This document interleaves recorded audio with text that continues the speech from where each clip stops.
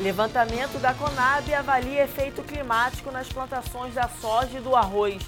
Conselheiros tutelares tomam posse em Brasília.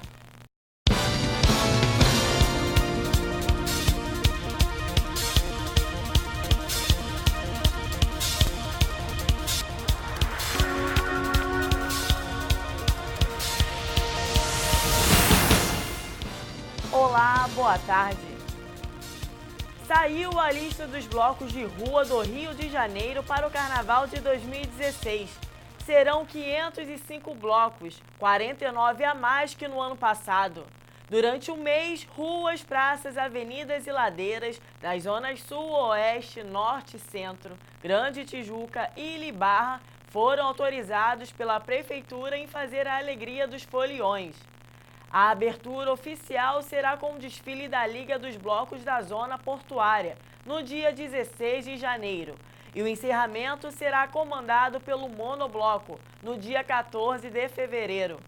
Conforme aconteceu no ano passado, alguns blocos terão endereço alterado pelas obras do centro por causa do crescimento do número de foliões. O Monobloco e o Bloco da Preta, que em 2015 tomaram a Avenida Presidente Vargas, este ano passam pela Rua 1º de Março. O Bloco da Favorita, que desfilava em São Conrado, vai para o Aterro do Flamengo. Já a terreirada cearense sai da Praça Paris para São Cristóvão. Confira a lista completa dos blocos no www.rio.rj.gov.br. A Companhia Nacional de Abastecimento, Conab, prevê safra recorde de grãos para o período 2015-2016. André Nassar, secretário de Política Agrícola do Ministério da Agricultura, comenta os números do 4º levantamento da safra de grãos. A importância é principalmente a detecção aí do que está acontecendo na produção de arroz no Rio Grande do Sul, em algumas regiões do Rio Grande do Sul, e também uma primeira análise mais aprofundada da Conab, do Ministério da Agricultura, em relação ao que está acontecendo no Mato Grosso, na região central do Mato Grosso, por conta da seca. Então ele indica as primeiras tendências, mas mostra claramente que o Ministério e a Conab estão se antecipando, estão monitorando, estão em diálogo com o setor produtivo, o que é muito importante para a gente ir acompanhando, embora as notícias que a Conab trouxe aqui não são notícias para a gente ficar muito preocupado. Pelo contrário, é uma safra boa, uma safra cheia, o que é bastante relevante. Secretário, como que tem sido o diálogo em relação aos produtores ali de arroz do Rio Grande do Sul? Você já tem conversado alguma coisa com relação à perda da produtividade e alguma política para evitar que eles tenham prejuízo? Eu fiz até uma visita lá na região, conversando com as lideranças, né? Então, assim, a gente montou uma espécie de um caminho que a gente deve seguir. Agora é muito cedo ainda para a gente tomar qualquer decisão. Enquanto não ficar caracterizado que é uma perda, enquanto não ficar caracterizado que os municípios ficarem em situação de emergência, porque tem vários passos que levariam o Ministério da Agricultura, em algum momento lá na frente, a começar a discutir dentro do governo a necessidade de algum tipo de medida específica. Ainda é muito cedo, a gente tem que ver como a coisa vai se desenvolver, se a chuva baixa, se a água baixa. Então, assim, a gente está no início do processo. O importante é que a gente não está atrasado, a gente está acompanhando o processo desde que ele começou. Em relação à soja no Mato Grosso? A mesma coisa em relação à soja, o processo é o mesmo. Os produtores já têm conversado com a gente desde do final do ano passado. A Conab já foi a campo olhar isso, nós já fizemos várias reuniões internas com a Conab, já conversamos várias vezes com os produtores também. Então o importante é a gente ter um diagnóstico claro do tamanho da perda, se houver perda e onde que ela está, porque tudo indica que se houver ela é localizada, mas é muito cedo para a gente dizer ainda, porque os números globais, de novo, são números muito bons. É uma safra recorde, né? É uma safra recorde, tem coisas muito importantes, por exemplo, vocês viram a recuperação de Goiás. Goiás, ano passado, foi um estado que teve um problema de seca sério, agora está recuperando toda a produtividade de Goiás. Então, algumas regiões que assistiram perdas no ano passado estão se recuperando. Então, nesse sentido, o global vira uma safra muito positiva. Por que o senhor destacou esse levantamento e o próximo como os mais importantes? Justamente por causa dessa questão dos primeiros impactos ou de chuva no Rio Grande do Sul ou de seca no Mato Grosso. Quer dizer, é um levantamento que já começa a identificar essas questões e mostra que nós estamos acompanhando isso de perto. Por isso que eu justifiquei como um levantamento importante. Ainda sobre a Companhia Nacional de Abastecimento, pesquisa trata dos efeitos climáticos nas plantações de arroz no Rio Grande do Sul e da soja no Mato Grosso. De acordo com João Marcelo Intini, diretor de Política Agrícola e Informações da Conab, nesses estados um acompanhamento preciso está sendo feito. A Conab, nesse levantamento, está verificando com mais qualidade, com mais precisão, os efeitos climáticos em duas situações que precisam ser acompanhadas. A primeira são das lavouras de arroz no Rio Grande do Sul e segundo, da lavoura de soja em parte do Mato Grosso. Isso é importante porque são os principais estados produtores dessas duas lavouras e nós precisamos verificar se os efeitos climáticos trazem ou não um efeito sobre a produção dessas culturas. O que estamos fazendo junto com o Ministério da Agricultura é um acompanhamento em loco, indo aos agricultores, às suas associações, suas cooperativas e verificando se o efeito climático estará trazendo impacto sobre essas culturas e de modo que a gente possa atuar enquanto órgão responsável pelo tema do abastecimento e junto com o Ministério da Agricultura de Políticas Agrícolas, suporte para esses produtores que possam ter algum tipo de problema com relação à finalização da lavoura. O fato é que a safra do Brasil é recorde, estamos com a maior safra de soja colhida da nossa história, mesmo aquela região produtora que tem um efeito climático, em outras regiões muito próximas tem elevados índices de produtividade, até 12% a mais de produtividade, o que no cômputo geral segue tendo a maior safra de soja do país. Portanto, localizadamente é que estamos atuando. Nenhum agricultor ou nenhuma associação deixará de receber as informações. A Conab e o Ministério seguem completamente à disposição para esclarecer ou para melhorar a qualidade das informações e tudo que está sendo feito do ponto de vista do monitoramento de políticas públicas está sendo feito em parceria com a Conab e o Ministério da Agricultura. Nós asseguramos aos produtores a transparência e a veracidade das informações, tecnicamente atuamos utilizando informações de campo, informações de satélite e informações de vários setores que atuam na cadeia, de modo que a qualidade da nossa informação ela é segura e real. Então, aquilo que ocorrer sobre o efeito climático nessas lavouras será divulgado e será considerado pela Conab, pelo Ministério da Agricultura, como necessárias ou medidas que precisam suportar algum tipo de efeito localizadamente onde isso ocorrer. Guias alimentares do Ministério da Justiça informam sobre hábitos saudáveis à população.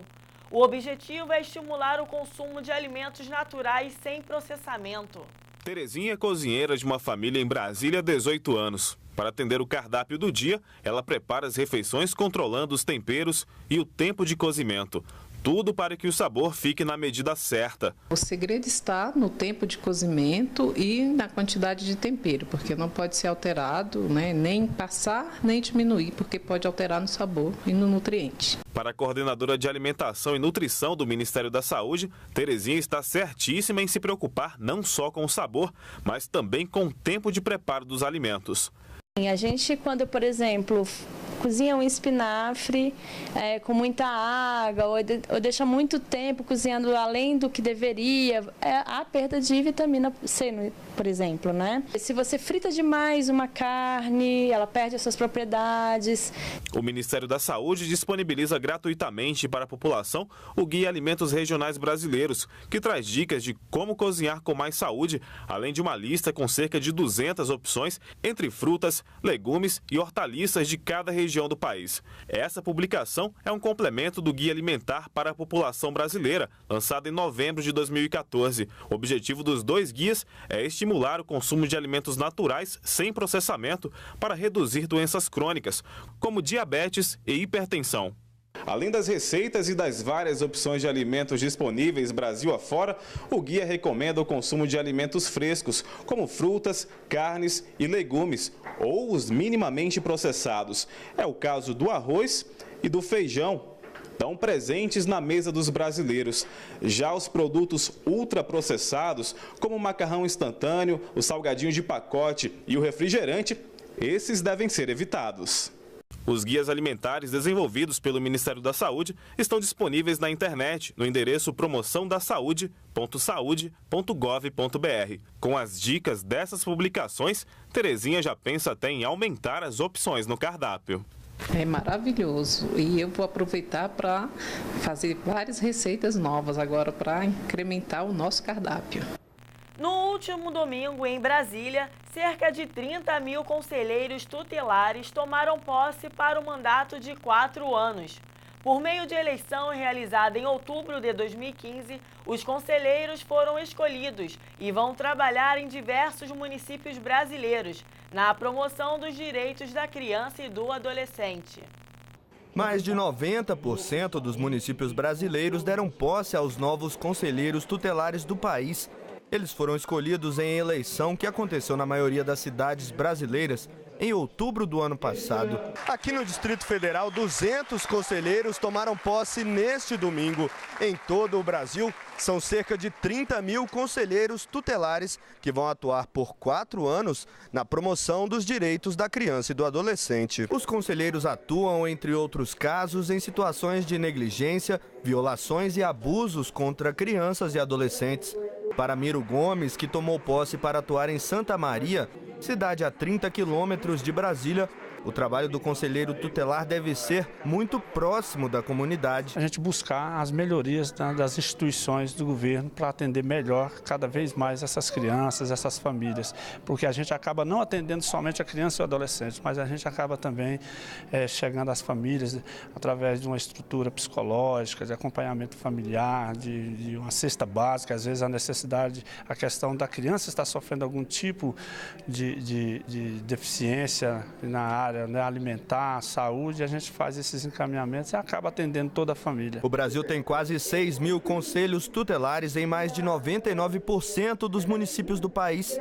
A posse dos novos conselheiros acontece depois da primeira eleição em uma data unificada para todo o país, o que, na avaliação do secretário nacional dos Direitos da Criança e do Adolescente, representa um avanço. A gente conseguiu aumentar em 62% o número de eleitores participando desse processo no Brasil inteiro, o que qualifica a escolha desses conselheiros, além de inúmeras outras vantagens, né? Nós podemos, por exemplo, estabelecer cursos de formação com matrizes padronizadas, unificadas em todo o país. Podemos trabalhar com parâmetros e regulamentação do atendimento por parte dos conselheiros tutelares, com políticas nacionais fortes a partir de um processo que é unificado. A responsabilidade ainda é dos municípios, mas esse processo permite uma atuação nacional mais robusta. Governo expulsa 541 servidores públicos em 2015. Mais de 60% por envolvimento em atos relacionados à corrupção. Nos últimos 12 anos, foram 5.659 punidos, entre comissionados, estatutários e aposentados. Carlos Higino, ministro-chefe da Controladoria Geral da União, comenta os números anunciados.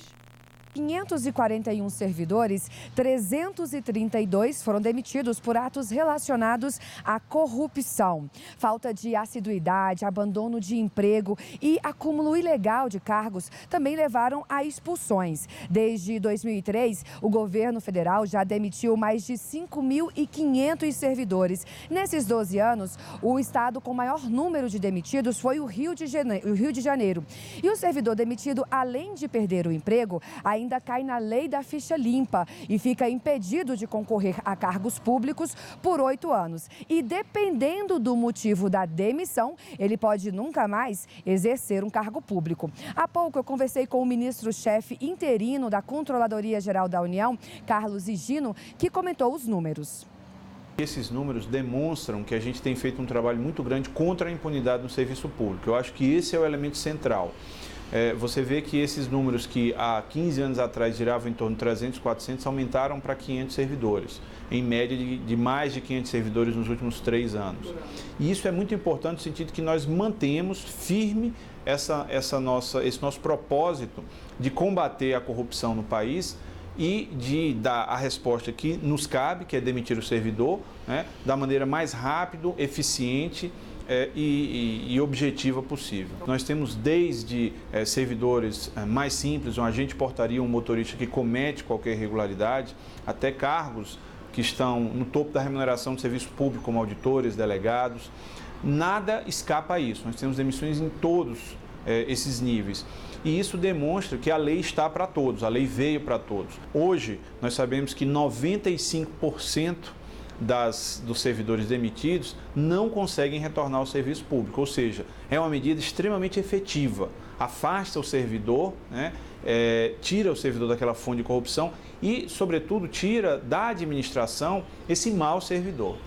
Na próxima terça-feira, dia 19, serão abertas as inscrições para a primeira edição do programa Universidade para Todos, o ProUni de 2016.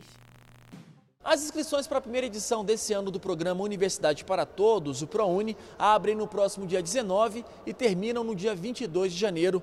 O programa foi criado em 2004 e oferece a estudantes brasileiros de baixa renda bolsas de estudos integrais e parciais em instituições particulares de educação superior. Podem participar pessoas com deficiência e quem estudou no ensino médio da rede pública ou particular. Nos casos dos estudantes das escolas particulares, somente aqueles que recebiam bolsa integral de estudos. A inscrição pode ser feita pela internet. De Brasília, Leandro Alarcon. E você vai ver a seguir. Governo apura se lama da Samarco atingiu o arquipélago de Abrolhos. E ainda, campeã mundial de judô, Rafaela Silva, fala um pouco da sua história e a preparação para os Jogos Rio 2016. Você pode mandar a sua sugestão de pauta para o nosso e-mail metropolitanorio@redngt.com.br ou entrar em contato conosco através do telefone 021 3890 3259. O Jornal Metropolitano vai para um rápido intervalo e volta já.